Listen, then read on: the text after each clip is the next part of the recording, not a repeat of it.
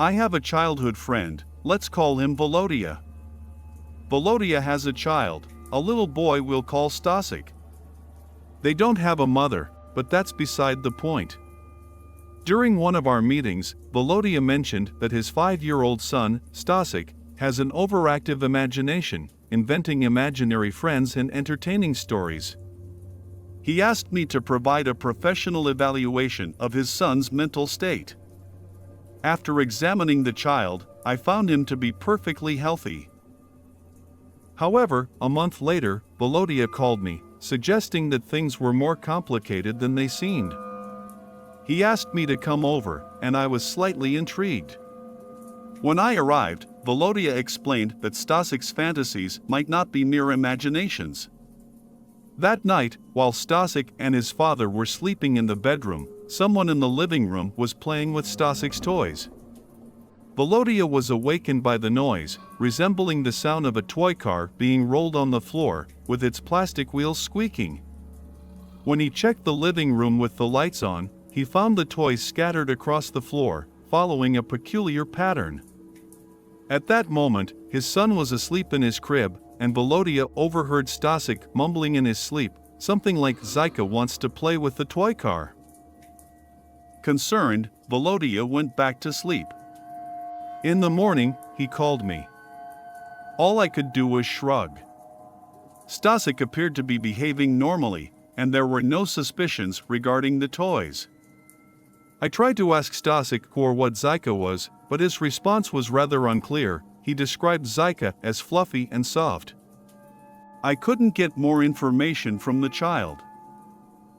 The next morning, I received an early call from Volodya, who was on the verge of hysteria.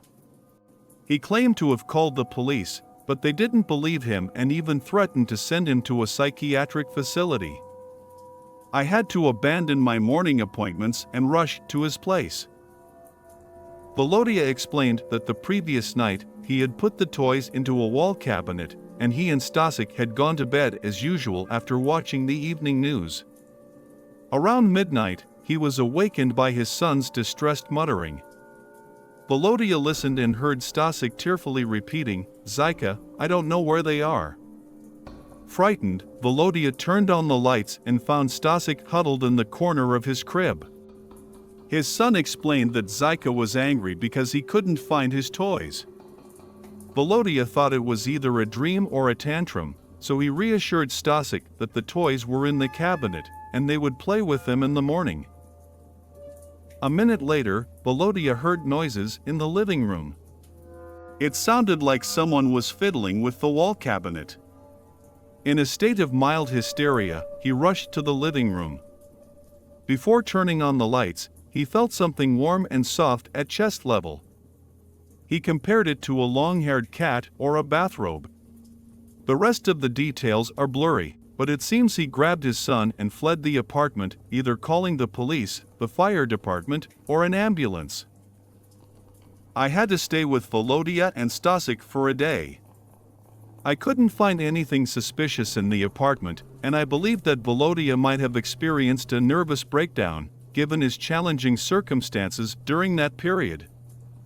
Yet, one small detail troubles me. When I was there, Stasik was looking for one of his toy cars with plastic wheels, which seemed to have vanished.